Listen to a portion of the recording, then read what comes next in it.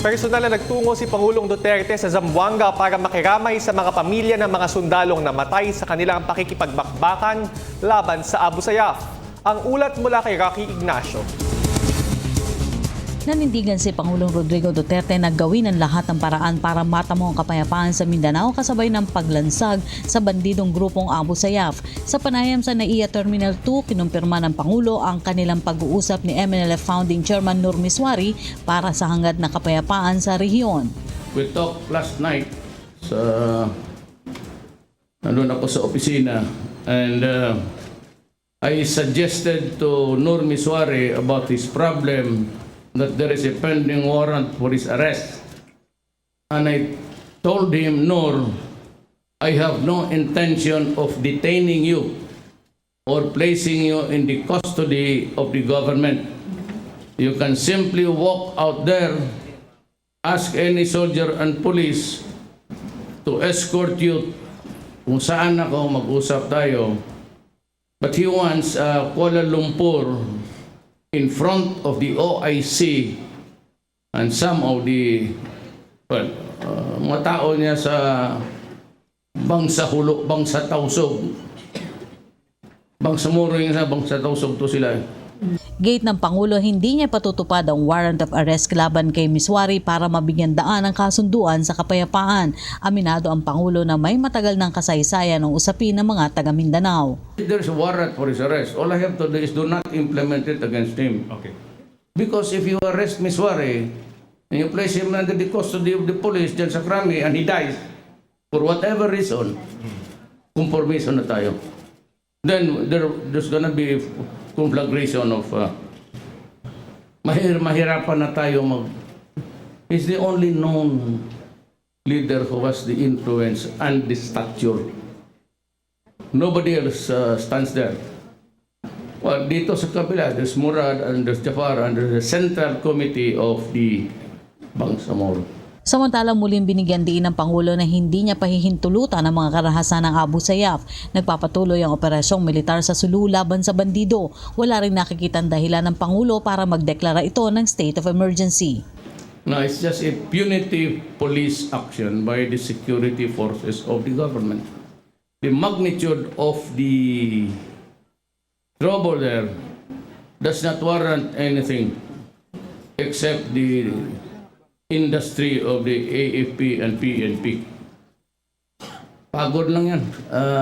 And we do not, at some point in time, Tumulak ang Pangulo sa Zamboanga City para personal na makiramay sa pamilya ng 15 sundalo na nasawi sa operasyon.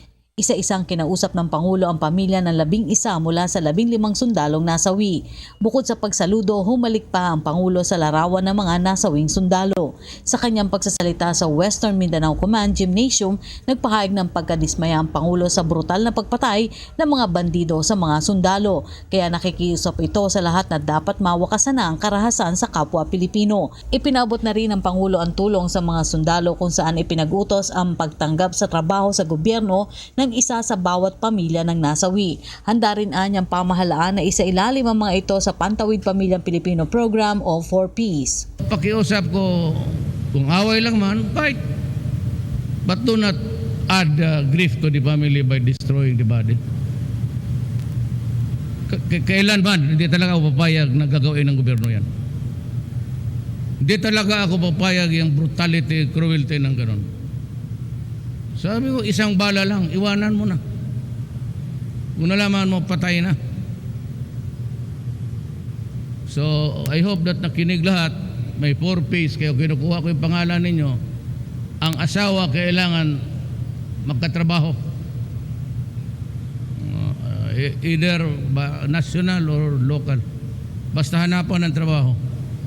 But preferably sa national. Kasi pag walang iba, sabihin ko sa DILG, hanap ko ng program dyan na para ang mga biyuda makatrabaho. Ito ng sweldo at yung mga anak, i-follow up ninyo para makapag-enroll. Ngayon, lahat ng problema ninyo na kaya ninyo, mayroong mga benefits.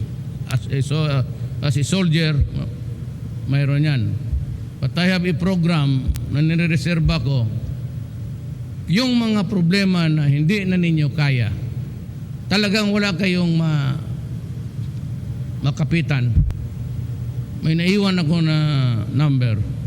Tawagan lang ninyo, sabihin ninyo ang problema. At kung sino yung tao dito sa gobyerno na matawagan ko, siya ang maghanap ng solusyon sa problema ninyo. So, I would like to extend, I said, I share my grief. Not only to the foreign, everybody who died. Nakikiramay ako sa pag hindi natin pagkaintindihan. We want to end this war. I do not want to continue even for a day, sana. Samantala, dinalaw rin ng Pangulo ang mga sundalong sugatan sa operasyon sa Camp Navarro Hospital at Ciudad Medical sa Zamboanga City.